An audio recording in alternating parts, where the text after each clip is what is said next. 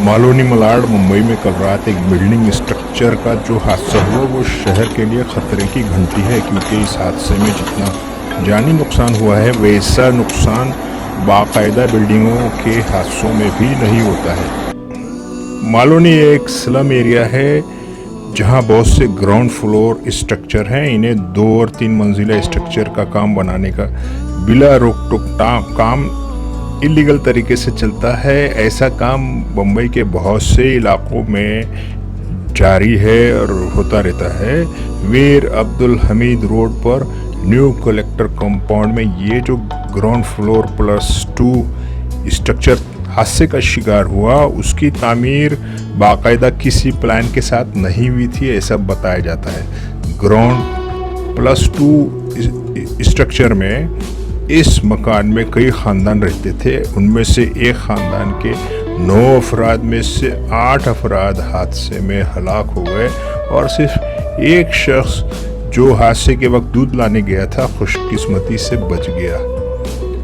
अफसोस की बात यह भी है कि इस हादसे में जो 11 लोग हलाक हुए उनमें से 8 बच्चे थे। शहर में मकानात के दाम और किराए बहुत ज़्यादा हैं, इसलिए कम आमदनी वाले लोग रहने के लिए स्लम एरियाज का रुख करते हैं। मलाड मालोनी भी नॉर्थ वेस्ट मुंबई का एक बहुत बड़ा स्लम एरिया है जहां आबादी मुसलसल बढ़ रही है।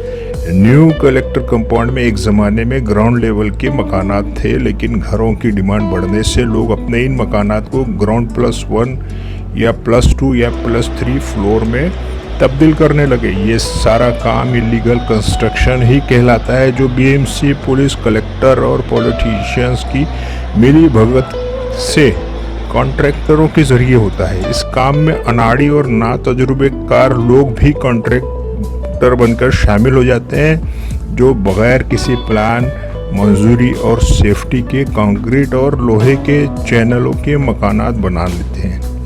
मालोनी मलाड में एक ऐसा ही गैर कानूनी मकान जो है कल रात कब्रगाह बन गया।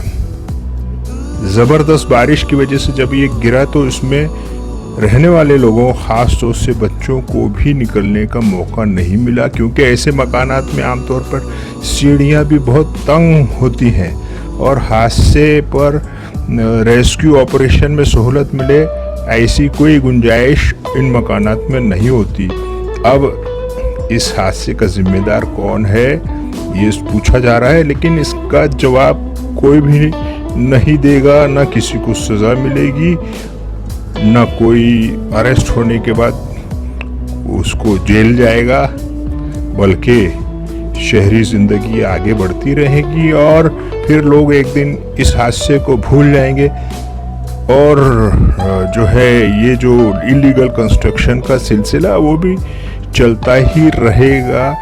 इसलिए अगर ऐसे हादसों को रोकना है तो उसके लिए सबसे बड़ी बात यह है कि मास लेवल पे जो करप्शन है उसको ही रोकना पड़ेगा।